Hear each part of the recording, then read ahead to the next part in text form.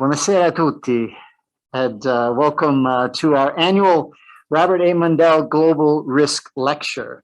This annual series gives us the opportunity to bring to Bologna top scholars and practitioners working in the general area of risk.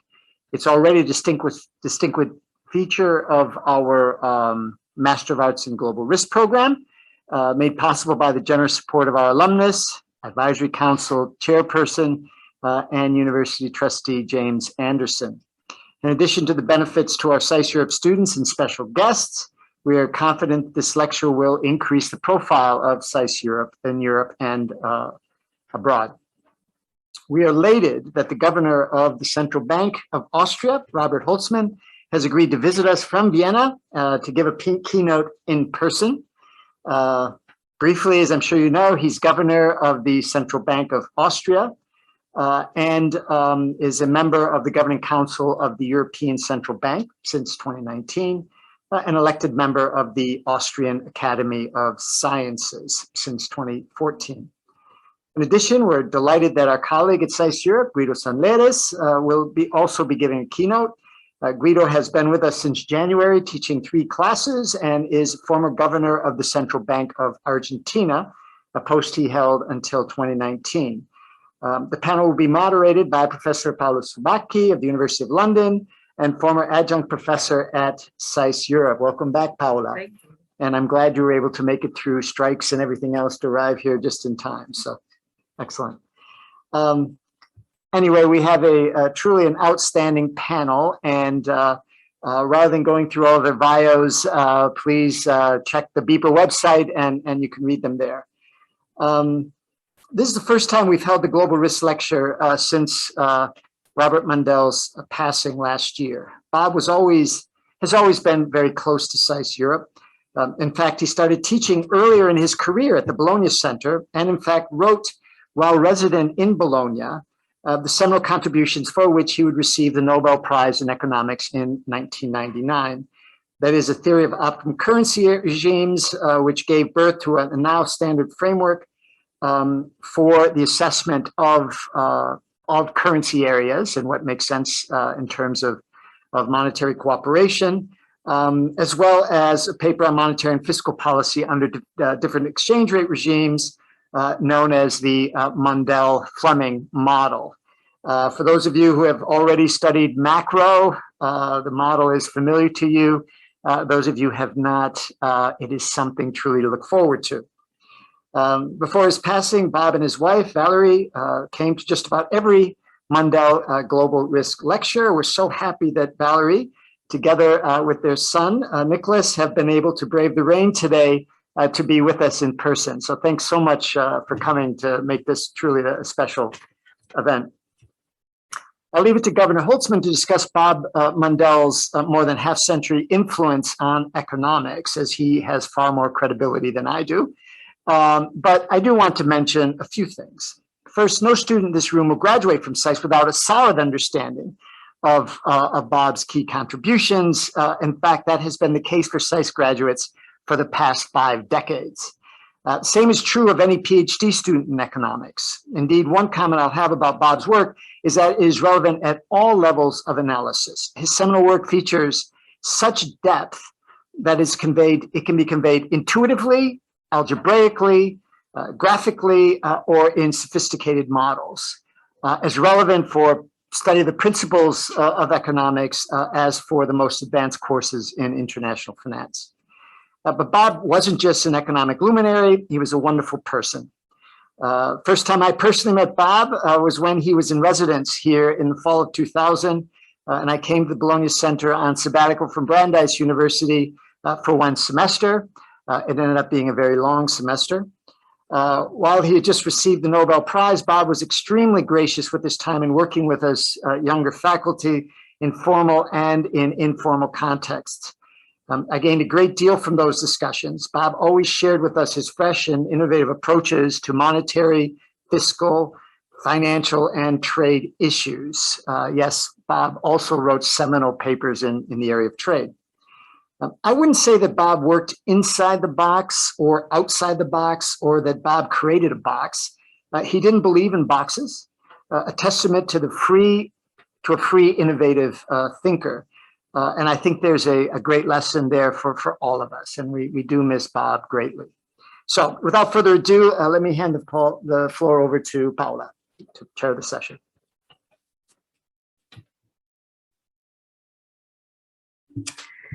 Well, thank you very much, Mike, and welcome to everybody. And apologies for being late. As you gather, I had a dreadful day in terms of logistic. I was coming back from London much earlier today, but I don't even go into the mess that was at Heathrow Airport today. So I'm glad to be here and delighted to be chairing this panel and be part of this Robert Mundell's lecture. And last time I was here was exactly the night before the 22nd of February. I think it was another Robert Mundell's lecture that was very interesting and very challenging. And then everything, the world collapsed the day after, because as we know, particularly this part of the world, we started our epidemics, pandemics of COVID. So we're just recovering from that experience, and yet we have another crisis. So I think, again, it is very interesting to be here and be with Guido and Robert Holzmann to discuss the world we're in, and in particular the challenges for monetary policy, given the current crisis and the current pressures on inflation. From inflation, and again to see what is the lesson of Robert Mundell that is still very, very actual today. So without any ado, Robert Holzmann, Governor Holzmann, over to you for your, for your opening remarks, and then it will be Guido following you, and then we will open the floor for the discussion from you in this room, but also from people who are seeing us virtually. Thank you much. Thanks, Mike.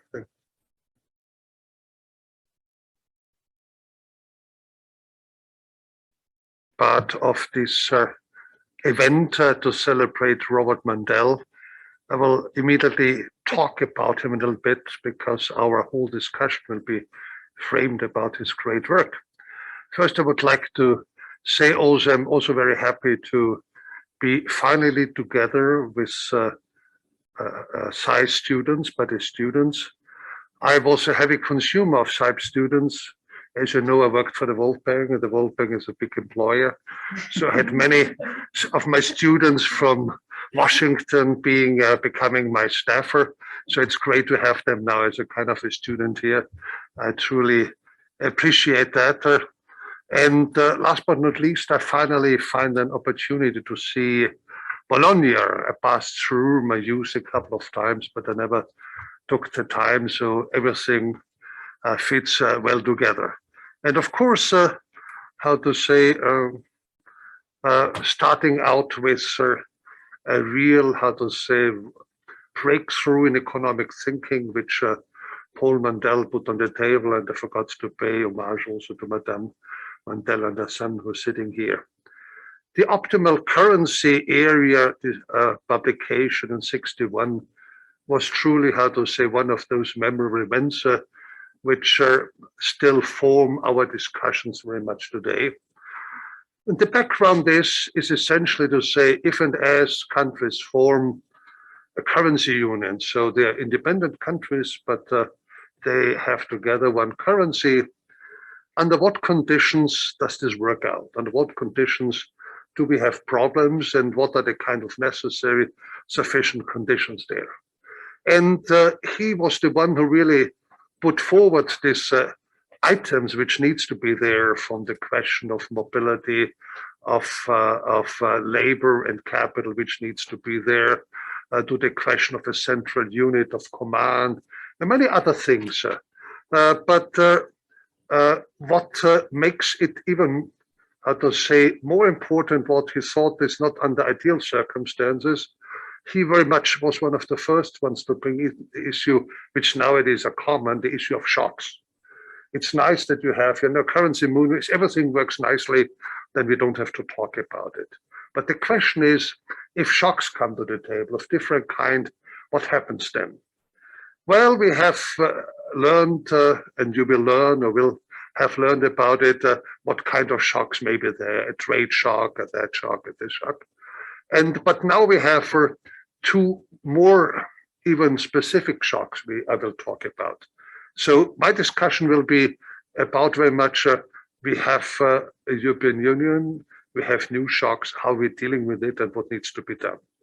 And last but not least, the point also I'm happy to make is he influenced my life quite a bit, because my first thesis topic, I had my master in the last century in 72, was on my first thesis topic I thought about was simulation models for European monetary integration. Sounded great.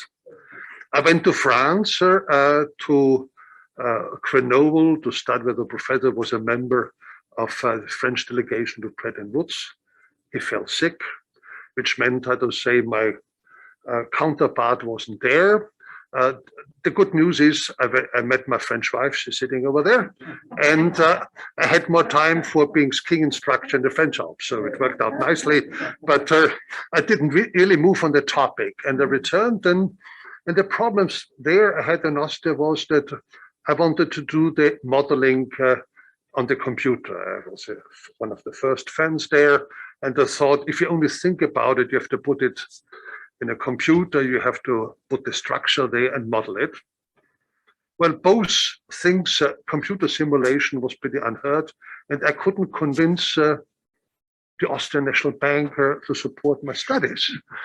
So now I have the pleasure of implementing some of these policies there.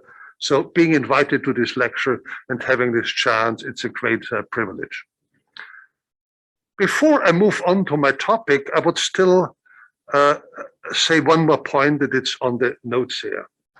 Bob Mundell, he also was invited in 1998, 1 year before the euro was introduced as a concept to the economic conference, annual economic conference, the Austrian National Bank. And there, how to say, his specific topic he selected was security and currency stability. So it was not the question anymore. The economic part was finished. We're doing it now. We know what we're coming into it with the European, with the euro, introduction of the euro. But what does it mean there? Because Europe, the euro area at this time, and even now, is not characterized by a strong political and financial center. So the question is, can you still do it? And allow me to quote something what he was been saying at this time, what comes from his speech then. What about the euro and the EU? Is the EU a strong central state? The problems arising from the weaknesses of the central state cannot be swept under the rug. However, there are strong mitigating factors. The Cold War has ended.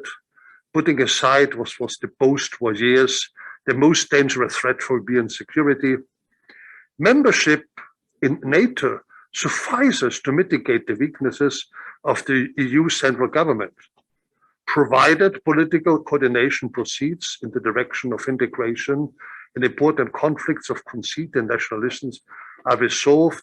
The euro should be able to maintain itself even on the kneel with the dollar. I have to say, reading this now at the moment when, and I think we all pay tribute what happens in Ukraine. So he's a very strong perception at this time that in order for a monetary union to survive, you need to have a strong political center. And the question is the new participation in NATO sufficient? Do we have a strong, sufficient political center? Is even as important now as it was then. Now, let me come now to, this doesn't count on my 12 minutes. Okay, good. Thank you very much. Thank you. Otherwise, I wouldn't be able to do it. I want to deal with three topics. The first, COVID, this was the original title. And we were thinking happily, you know, we talk about COVID, what it means, what's the follow-up there. I will do a little bit. But then we had on the 24th of February, how to say, this other shock, which is still ongoing, which is deepening there. What does it mean? What are the implications there? But then I would remind you that before COVID and before this shock, we were thinking about something much more ambitious, which was to thinking about the green transition, moving from the current carbon one to one in which carbon and the problems of carbon pollutions are solved. This is still outstanding.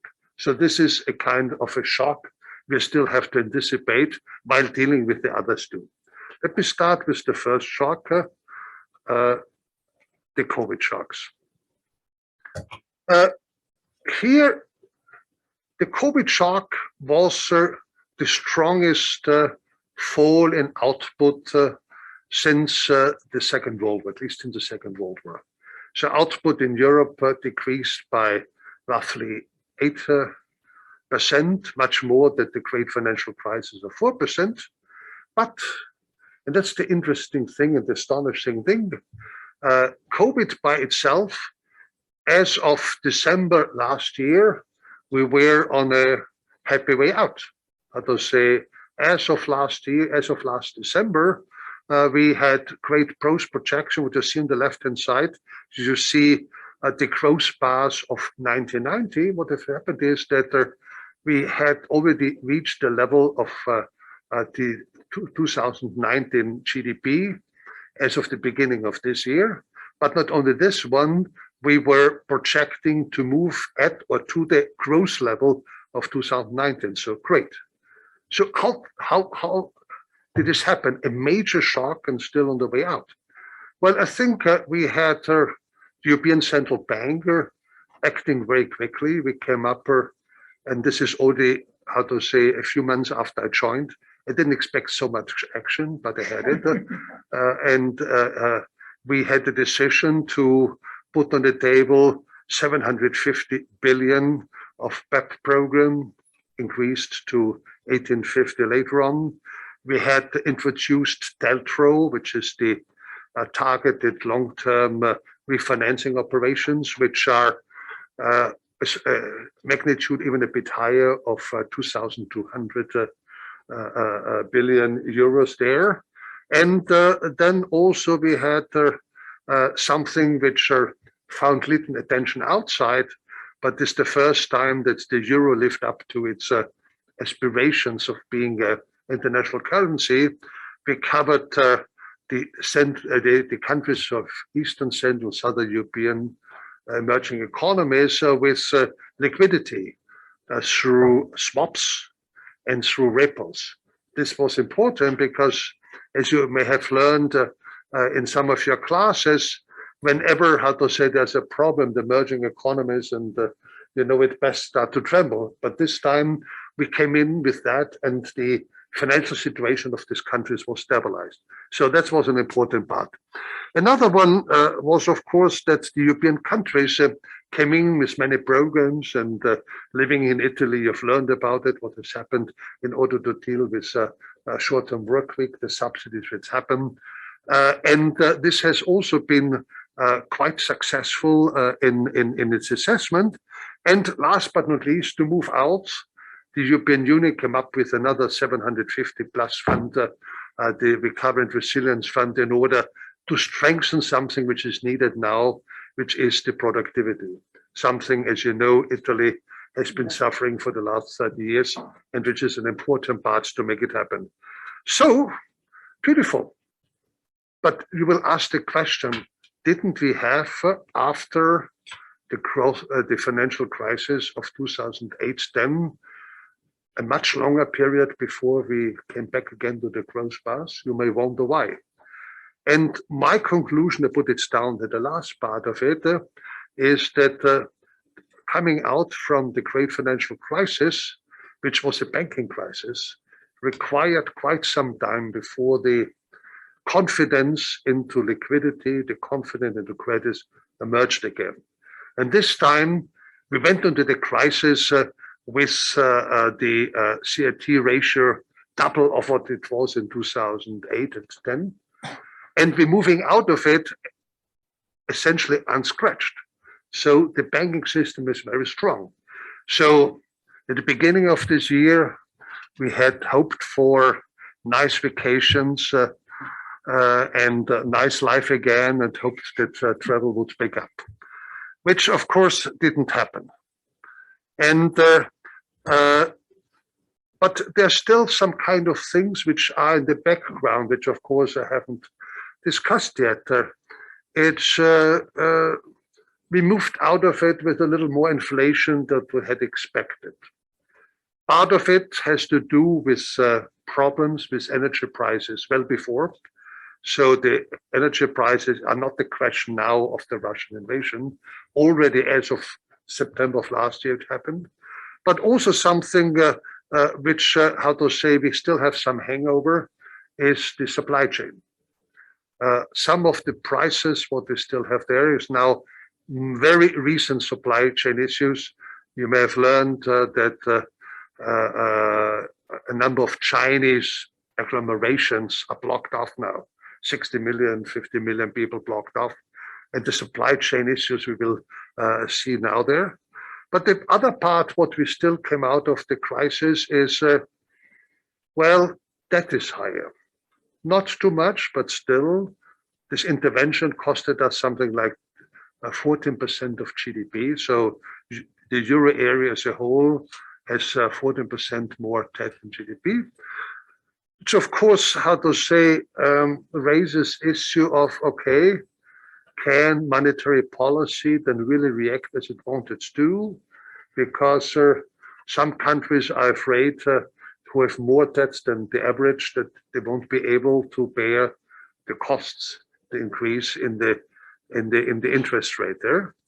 And then something which is still a threat above us, which influences the discussions about monetary policy, has to do that at the moment, inflation expectations still seem to be broadly anchored at the level of 2% of the inflation rate we have put forward as an objective of the ECB monetary policy.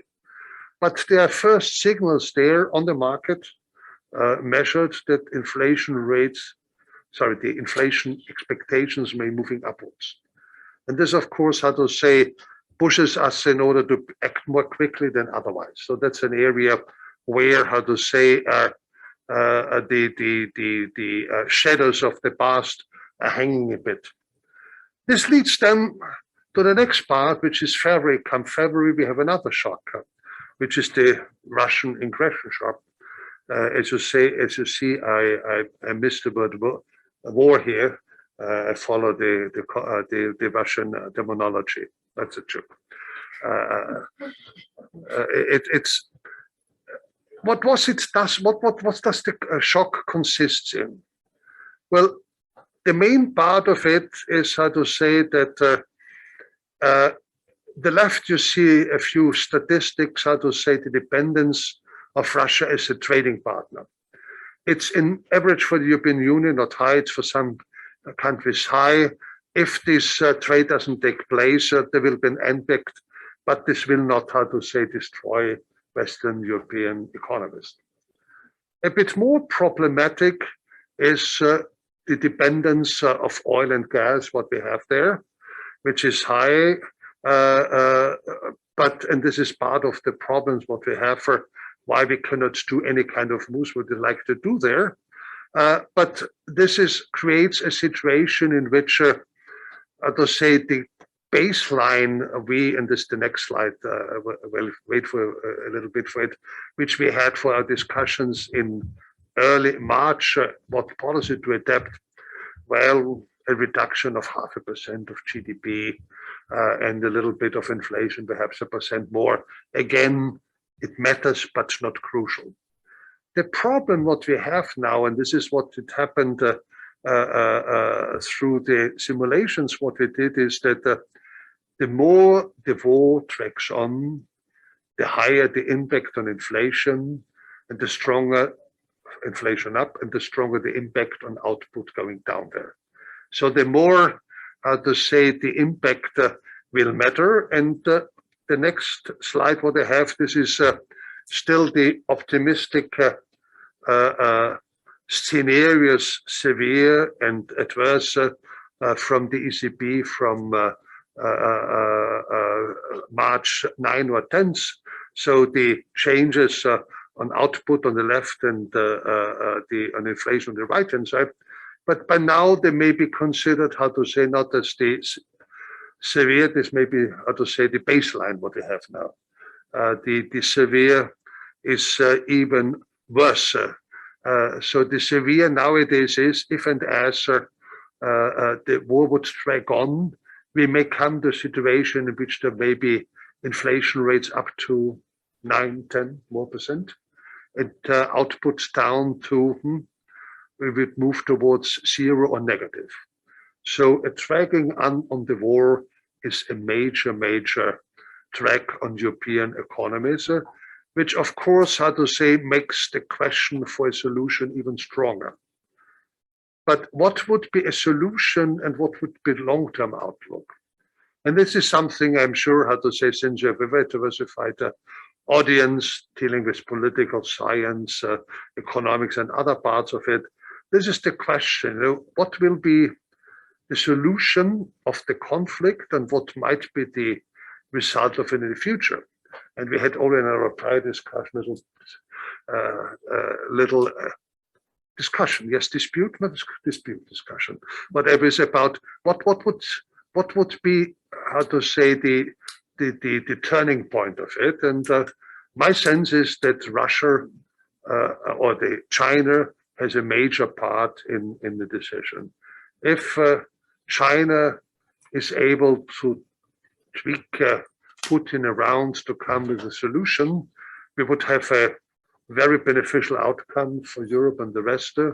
If the Chinese were to decide against that, we may end up with something which is a bipolar world and which would affect the monetary system over the next decades to come.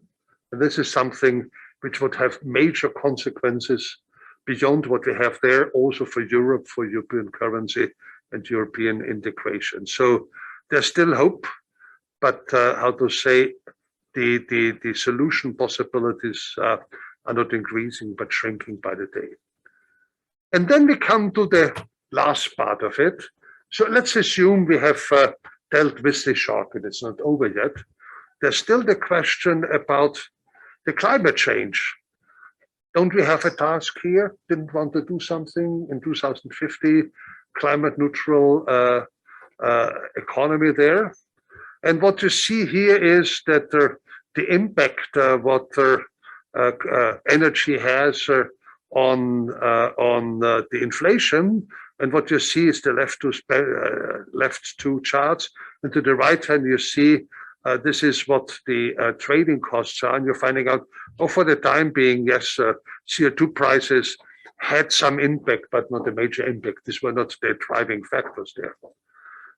But this is the third challenge I'm putting on the table for the discussion is in order to deal really with the requirements towards a low carbon economy, I think there are three major requirements which have, for me, hopelessly incompletely been discussed so far in Europe.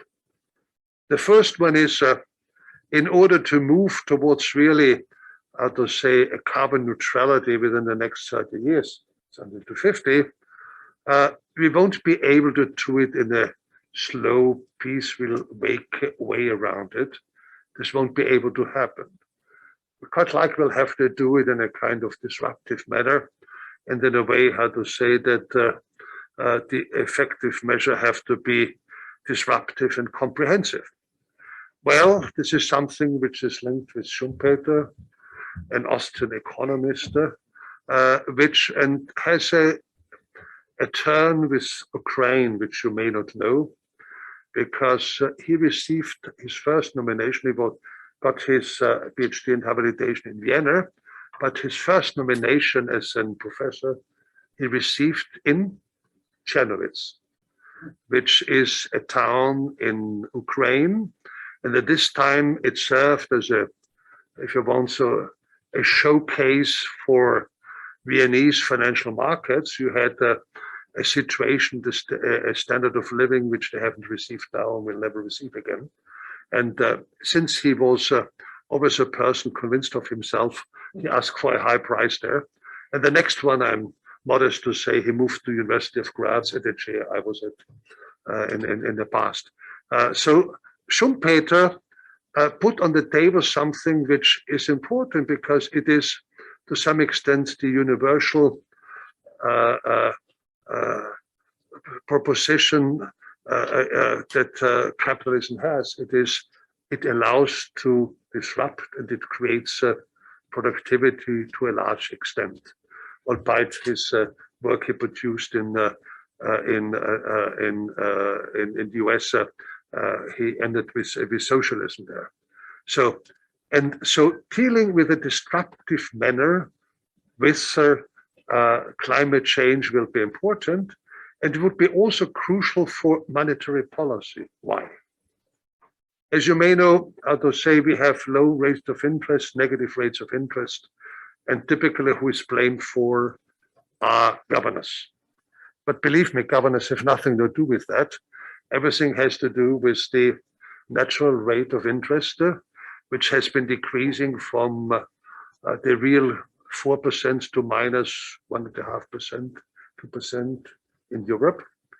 And the reasons are quite likely linked with lower productivity.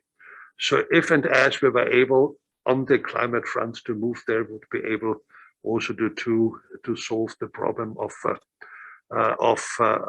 creative destruction in the climate change there. The second one is the lack of comprehensive studies, how much money would be needed in order to do the climate change.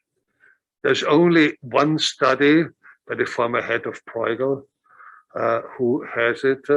Others are done by banks.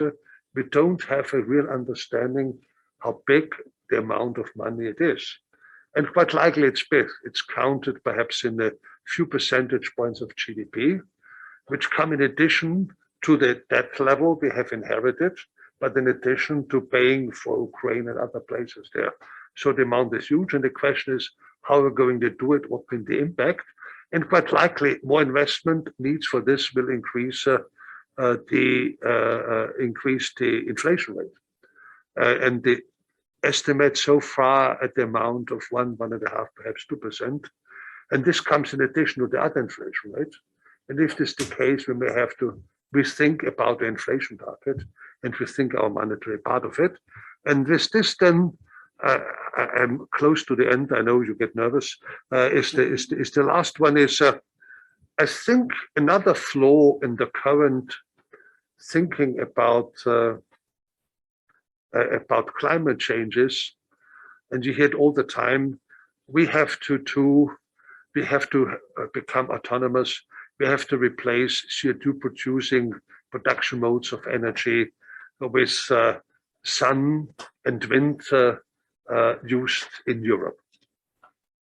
Fine, but I'm not so sure how to say that Europe is best played with regards to sun and wind.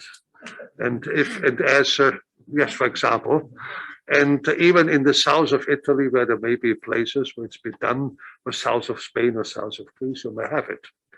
And this, of course, when you look at the work done on this is in the Sahara, or if you want to go to Patagonia for the wind there, 1,000, 10,000 of square miles where the wind is blowing the whole time. But if and as we were to move now in this direction, we would have to have major investments in the global south. We would have to have a mechanism to transport energy from the global south towards the north. But likely this is only happening possible with hydrogen, other that don't work out of it. And this would require a major capital transfer from the north to the south to make it happen. And this is another shock, which European economies would have to do. And these are shocks which are not symmetric, which are shocks which are quite gigantic and which should be part of the discussion. And I won't go to the last slide of it. And all of this, this has to be put then into what Robert Mundell so greatly put there. These are this kind of conditions that should happen there. but also how to say, how does this fit with European policy, institutions, decision processes out of it. But this is a second discussion for which I want to come back. Thank you. Thank you very much for this very interesting, comprehensive and challenging lecture. And I'm sure there will be a lot of questions. But let me turn to the second speaker of tonight, Guido Sandleris. I guess you have a PowerPoint presentation. Yes, that's right. And Guido, over to you. Okay, well, thanks. It's a pleasure to be here again in the Mundell Memorial Lecture. It's a pleasure to be at SAIS Bologna again. Thank you all for coming. It's always a challenge when you have to talk about the same topic following a speaker that you know is going to be smart, articulated, that is going to say most of the things that you could have possibly thought of. And so I thought at some point, I said, well, there is this writer from Argentina that is my favorite writer from their name, Jorge Luis Borges. And Borges, he used to write poems and short stories, and he has this fantastic short story called Pierre Menard, author of El Quijote. And the story is that he tells there is about this French guy, Pierre Menard, who decided to write El Quijote, but like 400 years or 500 years after Miguel de Cervantes did it in Spain. But he wrote it word by word, and he argued that it was a different book because he wrote it from a different point of view, from the point of view of a French writer 400 or 500 years after the original one. So, but that kind of argument I thought was not gonna fly here. If I said, well, I'm gonna just repeat basically what Governor Holzmann said, but it's from someone coming from South America, not a governor, but a former governor of the central bank, it was not going to be that interesting to take that road. So I'm going to repeat some stuff. I subscribe the vast majority of the things he argued in terms of what the challenges for central banks are in the current context. I'm going to try to talk a little bit about that, use what he already discussed, and then move a little bit about the implications of these shocks he mentioned for South America. So 2 parts in my discussion. Difficult time for the world economy. They are going to be very similar to what Governor Holzmann said, and then the challenges ahead, a view from Latin America. I would argue that in that second part, there are more differences in terms of what happens in Europe than what happens in emerging economies. So the first thing that struck me was the predictive power of the Venezia Biennale. When I was reading. The last Venezia Biennale had as its title, "May you live in interesting times." There is debate of what is the origin of this phrase. Some argue that it's a Chinese curse that is ironic and that is like trying to say, may a lot of bad things happen to you. Well, this ended at the end of November 2019. Since then, it's been kind of a nightmare. We had the COVID first. When we thought it was over, as Governor Holzmann said, we have the Russian invasion of Ukraine. So it's kind of, they should find a different title, and they did for the next Biennale. So as it was said earlier, the recovery from the COVID-19 pandemic was strong. So after an unprecedented collapse in world economic activity in 2020, we had a very fast recovery. And there it was crucial, the unprecedented effort, both on the fiscal and the monetary fronts, that both developed and emerging economies put together. However, although the recovery was strong, it brought the end of the COVID found us also with record high inflation. If we look at the last 30, 40 years, inflation has not been this high in the developed world. In the US, we are now at the record of the last 40 years. Germany, for example, is at the record inflation of the last 30 years. And this is a challenge. It's a whole new world for central banks. Central banks' main responsibility, some have dual mandates, have some single mandate or prioritized mandate where inflation is the main responsibility.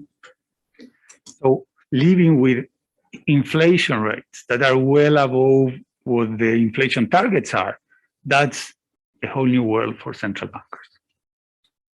Let me say one thing, full disclosure, not for central bankers from Argentina, we suffer that all the time.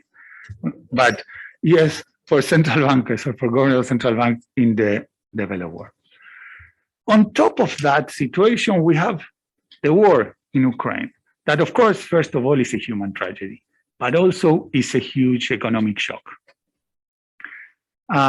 It's in terms of how it looks as an economic shock, it's clear that we can think of the war as a traditional supply shock with some demand components. It's true, as Governor Holzmann mentioned, that basically will reduce growth and further increase inflation. We are seeing a huge spike in energy prices and other commodity prices. That would worsen even more the inflation outlook. I think that when we look at what investors and the markets in general expect, they might be, at least for the US, they might be underestimating the rate hikes that are coming. This is a graph that I found interesting. Basically, it shows core inflation in the US year over year and what the real interest rate is. And what we see there is that we have not seen a gap this large. So such a low real interest rate, even after the tightening cycle has begun since the 70s. And in the 70s, it took a large increase, much larger than, let's say, that the market is now expecting. If you look at the futures of interest rate, is expecting a 300 basis point increase in the US interest rate. At that time in the 70s, it took a much, much larger increase in interest rate to bring inflation down. Of course, we are not in the 70s. Central banks over these 50 years have built a credibility in terms of fighting inflation that was not there at the time. So one shouldn't be so simplistic as to just extrapolate and say, well, given that the real interest rate is even lower now than what it was a couple of months ago, it's going to happen like in the 70s, we will have huge increases in interest rates. Because credibility is crucial, and central banks have done a fantastic job over the last decades in terms of managing inflation. So they might be able to get away with reducing inflation with less effort in terms of tightening than what we saw in the 70s.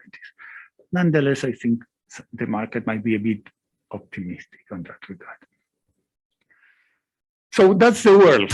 That's the difficult times that we are seeing. I'm leaving aside the climate shock that Governor Holzmann mentioned. That is more, in my view, not something that is that surprising. So it's an expected phenomenon. We know it's going to happen, and it's not such short term as the other two events. We are so surprising and so short term, but definitely it's a relevant matter when one thinks about what comes ahead for central banks.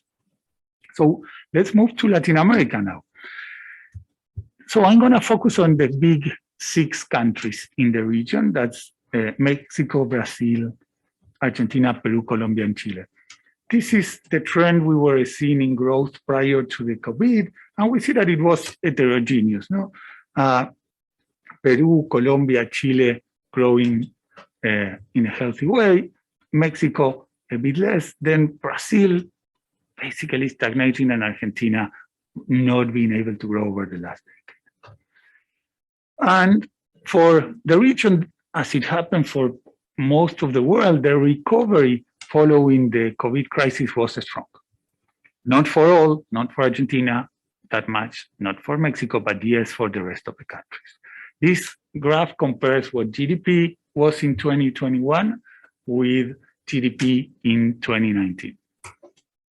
So we are seeing that contrary to what happens in the EU, for some of the countries in Latin America, GDP is already above of what it was before the crisis. But similarly to what happened in the developed world, inflation has accelerated significantly.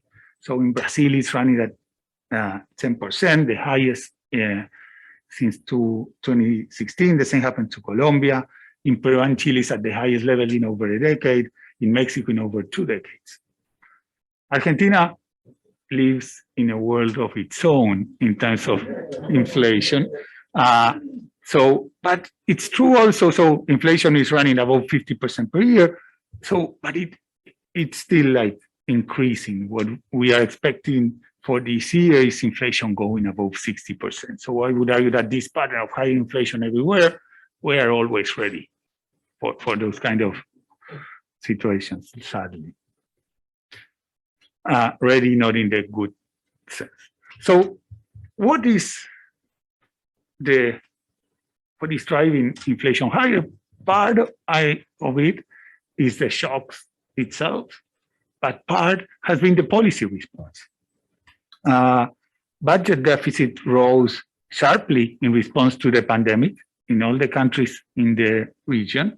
And one of the things that we say in Argentina, this saying is associated to policymaking, is that there is nothing more permanent in the world than a temporary increase in public spending. And that's partly what we are seeing. The increase in public spending that occurred as a response to the pandemic, well, governments had trouble bringing it back. And that has generated this inflation situation. Also, it has increased debt levels, as we saw in Europe. It increased more debt levels in those countries that had more space to engage in more aggressive fiscal policy. So what is the policy response to that? We say on the fiscal front, governments are trying to reduce a little bit some of the incentives that they put together to respond to the crisis. On the monetary front, we are seeing central banks trying to aggressively increase their interest rate. Okay. And on top of this situation, the war came. So that's where the world was. That's where my presentation would have ended until like a month and a half ago. The topic was the world after COVID, the challenges, but now we have this additional shock, and that is hitting the world. And for the region, I would say that the effects are more mixed than what we see in the EU. The increase in commodity prices has improved the terms of trade for the countries in the region because they are important commodity exporters.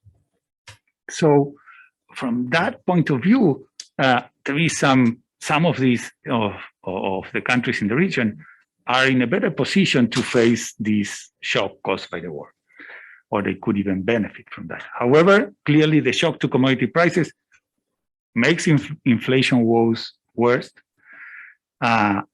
Higher expected world interest rates will have a negative impact on growth in the world, and that is going to have a negative impact in the region. And we are seeing, as we said, the beginning of a tightening cycle in monetary policy in the developed world. and the region is facing this tightening cycle with higher levels of debt. These two maps show what the level of debt was for different countries in the region in 2016 when the Fed had its last tightening cycle. And what we see is that the fiscal space and the level of debt are worse now than what they were before. So Latin America might suffer from this process. So what comes next for the region, I would say, and with this I'm almost done. First, countries will continue the process of fiscal adjustment. The monetary tightening cycle has not finished and will continue with a particular challenge on that regard, which is fiscal austerity intolerance by the people has been increasing in recent years. And this is not a phenomenon that we see just in Latin America. We are seeing it all over the world. And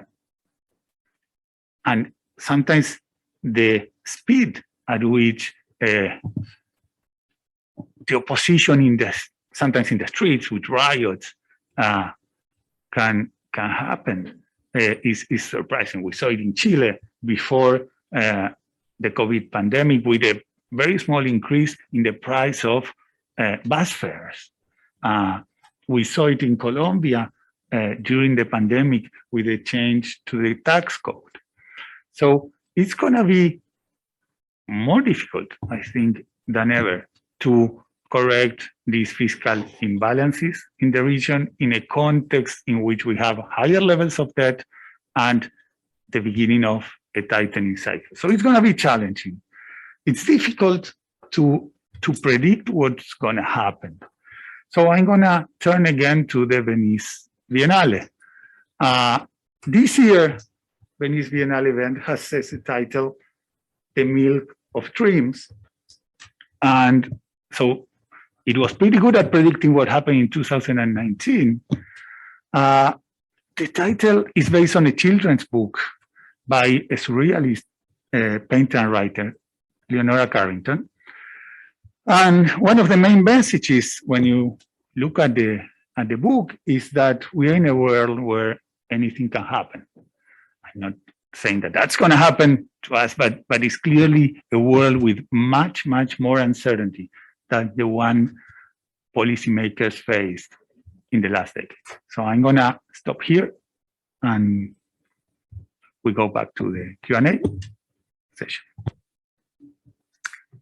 Thank you, Guido. And so we are now getting ready for questions from the audience here, but also from those who are connected online. And I'd like to invite the virtual participants to put their question in the chat so I can read them. But I will start, actually. I take the privilege of chairing, and I'm fascinating and very interesting to be here with two governors of two central banks. Obviously, Argentina is special because Argentina is such an interesting case. Sorry, Guido, but it's a country that has a history and as a serial defaulter that is. Like the Venice Biennale says, you don't want interest. You don't want to come from an interesting country in that regard. Yeah, you live in wishing to live in an interesting country. But also, I'm very interested in Governor Holzmann's view, and I will start with Governor Holzmann in particular because your position as the governor of a central bank that is a member of the monetary union somehow epitomizes the Mundell's trilemma. Fixed exchange rate, capital mobility, and obviously, from national point of view, a non-independent monetary policy. And so I'd like you to reflect on these and in particular about what you said about the need, and now is a shared view in Europe, it wasn't the case 10 years ago, then we need more fiscal let's call union, more fiscal coordination, more than is ever been put in the Stability Growth Pact. So, and we saw some of this in the Next Generation EU and the response to COVID. So that's my initial question to you, Governor Holzmann. And for you, Guido, it's again, I like a reflection on starting from the Argentinian experience, and again, on capital mobility and the exchange rate, because it's very interesting, the graph you show about on inflation, and is completely out of control. But the corollary of that is the exchange rate, which dropped phenomenally, and also the outflows that were experienced after 2018, more or less. And so again, and Argentina is a developing country with an independent monetary policy, but with quite a lot of experimentation in the area of ways to stabilize the exchange rate, and it never worked properly, if I may say that.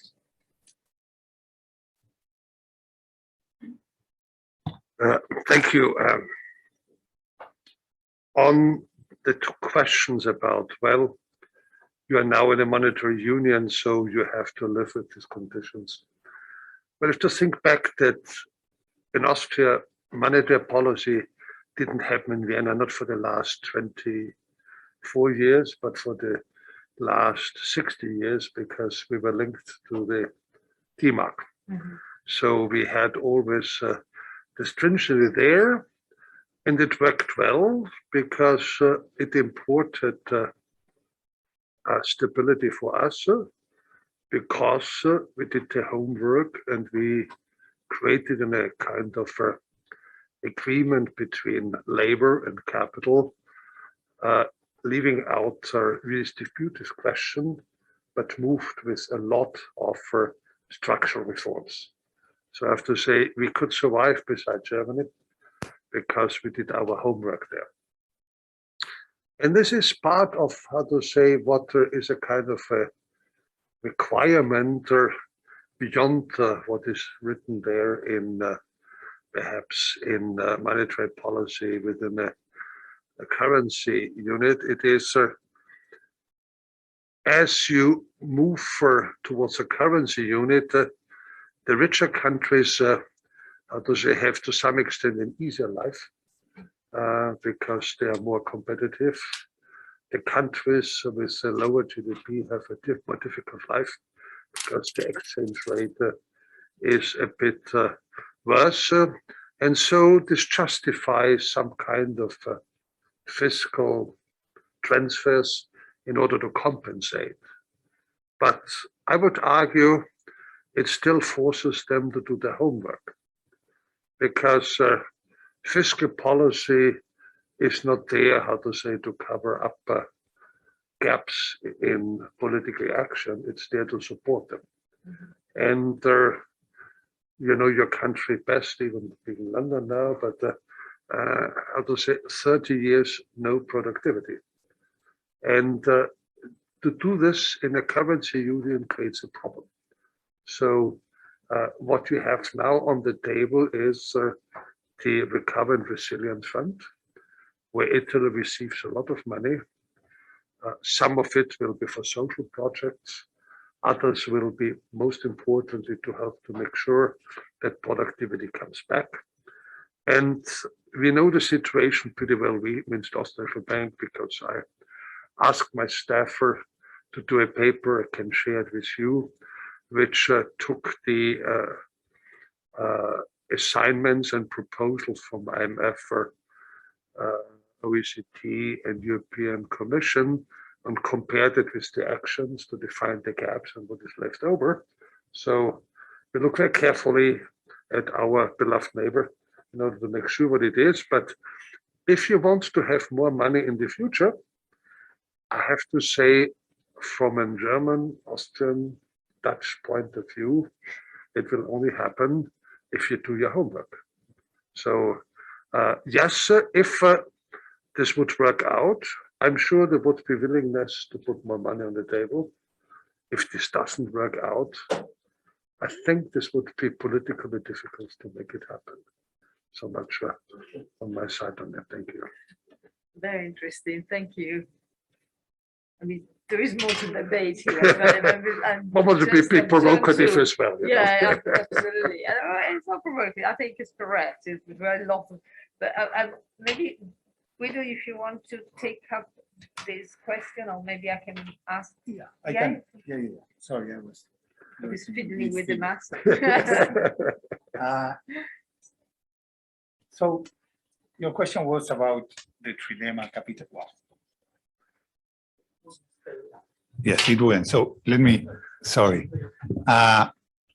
So the question was about the trilemma and capital mobility, exchange rates, independent monetary policy in Argentina. And let me take the opportunity to reflect for a second on the relevance of Robert Mundell's work, because clearly that question goes to one of his insights, his key insight in terms of how interconnected the world is in terms of exchange rates, monetary policies, and so on. And when we, prior to beginning the discussion here, we were talking a little bit before the conference with Governor Holzmann and discussing how symmetric or asymmetric the shocks were to Europe. Again, it was the framework devised by Robert Mundell that we use to think about it. So I think it's a testament to his contributions that they are still used and valid at the highest level of policymaking, debate, academia. So my answer to that is that to the question in terms of how you handle, like how it works with capital controls and so on, is like obviously the more efficient way in which an economy works is one without capital controls, where capital can flow freely to the most productive uses. And from a country that has excess of savings move to another one where a lot of investment opportunities may arise. But sometimes there are certain opportunities or certain circumstances that force countries to impose these capital controls. Most recently, we saw the Central Bank of Russia imposing capital controls in response to the sanctions and so on. And of course, that creates a lot of distortions in the economy, and the economy suffers, and it's never, the cost of these are large, but sometimes not imposing them in certain circumstances can make things even worse. Let me give you an example of what I had to go through when I was governor of the central bank. I had to impose the capital controls following the presidential elections in Argentina in 2019. The opposition won, and one of the things that the opposition candidate was campaigning and saying was that when he came into office, he was going to reinstate the capital controls that when his party was in power before had imposed. At that point, even if I didn't believe that that was the best thing to the economy, not doing it would have been irresponsible, because when everybody expects something to happen 2 months down the road, the capital flight becomes so gigantic that you have to sort of stop it, even if you don't believe. So that's why I think why we have to do it. So Argentina has been living with capital control since then. It's not that easy to take them out once you get into there. Thank you. And I hear the question. And then if the people in the room have questions, can you put your hand up so I can identify? Yes. But we let. You want to go first? Okay. Yeah. It's kind of a relatively short question. First, I thought it was interesting that Guido stressed that anything can happen, and Robert focused on shock. So I was surprised that we didn't talk about Italy's elimination from the World Cup by North Macedonia. But anyway, the Director General of the WTO, Negozio Conjo Reala, stressed recently the need to not put on export taxes currently, which often happens when you have rising commodity prices. Now, I look and I see Argentina as having obviously as you mentioned, Guido, a big positive shock to its terms of trade. And I see a big problem with its budget deficit and inflation, and the temptation to resort to export taxes must be pretty high.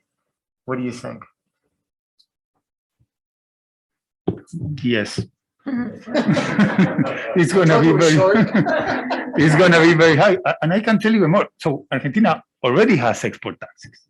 It has had export taxes for the last 15 years or so. So the temptation is to increase the taxes, and the margin, the current administration has already done it like 2 weeks ago. So yes, your reading of what could happen was absolutely right. We have a question there. Maybe. Hi, my name is Laura Duncan. I'm in the Global Risk Program here. I'm a student of Professor Sandleris and Professor Plummer. So my question, I know that this might not be, what central bank governors directly deal with, but when I was looking at inflation and then hearing about Professor Sandleris, when you're talking about how people go in the streets because the bus tickets rise, where do you see wealth inequality affecting some of the, do you see that becoming a challenge up on the list with some of the others? And I take another question, so maybe we can bundle them together here in the front. Sorry, this row, please. Yes. Yeah, and then I come to you. Okay. Hi, Chris Arroyo. I'm a professor here at the SAIS Europe. I would regard the situation central banks are faced in now as actually somewhat problematic, possibly potentially even dangerous, because to use maybe the parlance of the literature coming out of Mundell, but also out of Tinbergen, they have many policy targets, but not enough instruments. And all the shocks that you mentioned, I'm referring to both of, but also in particular Governor Holzmann's presentation. These need to be addressed, but in the end, you have monetary policy, and that's it. There are some things you can work on margins. You can put in capital flow measures. You can put in other sort of regulatory macroprudential measures, but in the end, central banks are probably responsible mostly for inflation, and that becomes a primary target, and that leaves then out of consideration the other desiderata because of lack of instruments. So the first question I have is, what sort of institutions or new arrangements need to possibly be explored in order to address these issues in ways that perhaps central banks might be poorly positioned to deal with? Now, in relation to what Professor Sandleris said, I'll pick up on something he mentioned at the end, which is that the situation now is one where a lot of countries have increased their debt to GDP levels to levels that are potentially very worrisome. And I'll sort of harken back to a similar situation which arose in the early 80s, which is that after the US raised its interest rates to very high levels to defeat the inflation of the mid to late 70s, it set off a debt crisis in 1982. And we are potentially in a situation not too far away from that. We already see, for instance, in Sri Lanka, an economic crisis set on by their debt, their need to continue to make good on their debt service. So with rising interest rates, this poses yet another danger to the international financial architecture, which, I wonder if the central banks will be equipped to do this, especially as there is arguably not as much coordination now as there used to be at the time when, for instance, we had things like the Plaza Accord or the Louvre Accord, and discussions among the central bankers of the world regarding coordination to achieve, a smoother adjustment.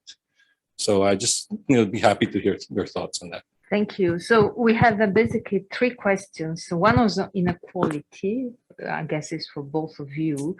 One is on targets and instruments, and the other is on debt and the debt position in the global south, and how we can, and what we should do. I'll let you go first. Okay. So I think I'm gonna, so to answer Laura's question on inequality and link it to Professor Arroyo's first question on targets and instruments. So definitely I think that wealth inequality and income inequality is a major source of concern for economic policy making. And this is even more true in emerging countries where usually the gap is larger in terms of income across different deciles. But when we think about central banks and monetary policy, and this is the link with Professor Arroyo's question, what we learned over these last decades is that the central banks don't have that many instruments. They have some, but not so many instruments. They are not the best institutions prepared to address the issue of income inequality. They can do some stuff, but most of the most relevant part of the work there comes from fiscal policy. And what we learned in the last decades is that the most important thing for central banks to focus on is keeping inflation low and trying to smooth out macroeconomic shocks. So I think that that's where the focus should be. There is a trend in the world, and we are seeing it for central bankers and for economic policy making in general to become concerned about a wide range of issues, from income inequality to climate change. And I think that that's important to happen. However, we should also be realistic in terms of which institutions from the government are better suited to tackle each of these challenges. Regarding the third question on debt to GDP increasing in emerging markets and how similar this is to the 80s with debt to GDP ratios being higher and now a tightening cycle of monetary policy in the developed world beginning, I would say I see, as you do, Chris, some similarities. I hope that it doesn't end like last time. I think that there has been in these decades a learning process in policymaking. And we see in many emerging markets, and Latin America is not the exception to that, much more prudent fiscal behavior, much more prudent monetary policy making. The mismatch in the currencies in which they take the debt is smaller than what we had in the 80s. Capital markets are more, domestic capital markets are more developed. So there are some reasons that bring some optimism in terms of not ending like in the early 80s. However, I'm concerned, as you are. Thanks. This gave me the time to think about, not to say to something I shouldn't say, and my staff then back home is den Wordigen. The spin I would give her, yes, you're perfectly right, sorry, that central bankers only have, how to say, essentially the European Central Bank has only one target, which is inflation rate. And here I'm a member of 25, so my contribution is marginal. Let's say I can try to influence it by comments, by work there, but it would be limited. I would put an aspect you may have underestimated. There's to do like in the Fed. The Fed has a number of regional offices, and there some of them are able to vote, others not able to vote, but this will speak up. But what they have been doing is they're all specialized into something which makes them relevant from an analytical point of view. And this is the way how to influence policy. So it is central banks, through my work for World Bank and IMF, I came across the world up to central bankers. And I have to say their staff is typically the best staff in a country, or among the best staff in a country. And if you use this, you can create influence by a very objective research, which you furthermore put on the table, let them discuss and criticize. So to your question of wealth inequality, yes, this is also a concern for us. And we are hosting the work on establishing wealth distribution for Austria, which is coming out of a special survey that we are doing. They're talking about what could be done. And I extend it in two directions. The one is, if you want so, is the discussion what could be done. And the other one is to say, well, perhaps if you look at it, wealth distribution, the way it is currently done, it may be overestimating the wealth inequality because there are major implicit wealth there, which is not counted. It has to do with the pension, has to do with the health, has to do with other parts which typically are run by the private sector. And if and as you put it there, you will find out that your wealth measurement, say a Gini, for example, is reduced from 0.7 to 0.5. And anyhow, 0 for wealth is not the origin. It should be 0.2, 0.3. So there's a lot of uncertainty there. This is areas, of course, of work from the past, so it's a pleasure for me to sponsor that. But so one can use the intellectual work in order to participate in a discussion and enforce it.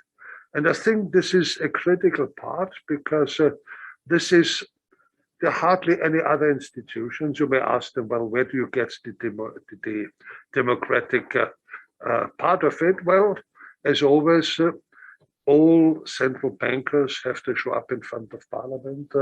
They're quizzed about what they're doing. So we are not without control. We are not elected, but we are not about control.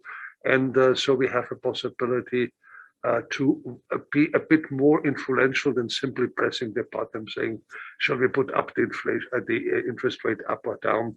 I think there's more influence to that. Thank you. There are some questions from people online, and I got two questions for you, Governor Holzmann. One is from Gian Bruno Mazzi, and it's a very simple question. In your view, should the ECB dump the accommodating monetary policy? And then another one, abandon a sort of stop pursuing this accommodating monetary policy. And the other one from, if I can open again the chat, from Moritz, I can't read, Moritz Osterhuber. It's a bit more technical. And the question is, should the ECB target core inflation given the link to wages and inflation expectations? And so basically the question is, if targeting core means then the monetary policy can be more effective and have a quicker and stronger impact. Okay, thank you. I start with the more technical question before. Co-inflation is the inflation measurement taking out the more volatile elements there. And this is actually what we are doing as well. So if you go through our guidance there, how to say, it says that if it has our underlying inflation, which is a kind of a measurement for co-inflation, has the development, it influences our position there. Whether we should target it, this is a bit more questionable, because if you have a co-inflation of 2.7 and the inflation according to the harmonized inflation measurement is 8%, that you say, oh, we're fine here, we don't have to do it.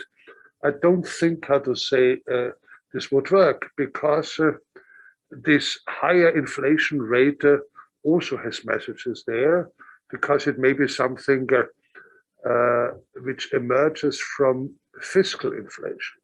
We were talking both about how we came beautifully out of the pandemic, but then inflation came, and it looked like as, okay, the inflation came because of what? And this is insinuated for the first one with the accommodating policy, maybe, but it's not the only element there, because other elements which were also there have to do that fiscal policy created fiscal inflation, because there was sometimes an overreaction with regard how much money should be sent on certain issue there. Then another part, so the reason I brought in the question of climate change, you said, oh, that's another shock, there's much longer. Well, yes and no, because if one looks a bit more carefully into what has created the inflation in the second half of 2021, this inflation was created by an increase in gas prices, not oil prices. And this inflation in gas prices, not oil prices, was triggered by a change in Russia of moving from coal to gas produced electricity. And this movement went below the radar screen of policymakers. And when the prices were high up, it was too late. This happened at the level that nobody in Europe found out that our tanks of gas are not full, etc., etc. So what I mean is, I think it is important to have a more broader view on the topic, including what drives it, and including what happens at the level of green policy, because there's always a lot of willingness to do something for the environment, but my sense is that there's still there's too little economics going behind the thinking. And I see my job, and this is the beauty of this, my position to somewhat supports the economic thinking behind it, because if it doesn't work out, it means me. I have then had to deal with the high inflation rates. So it is my interest, it is my duty to aware it, because coming in with the interest rate may be not effective and too late. So a lengthy answer about something which, yes, we're only in charge of inflation, but we also have to look how inflation is created. We have to analyze it. We have to make sure how things are happening. And so we have to do a broader analysis to guide and perhaps intervene verbally, not with instruments. Can I follow up? Yes, sure. Thank you.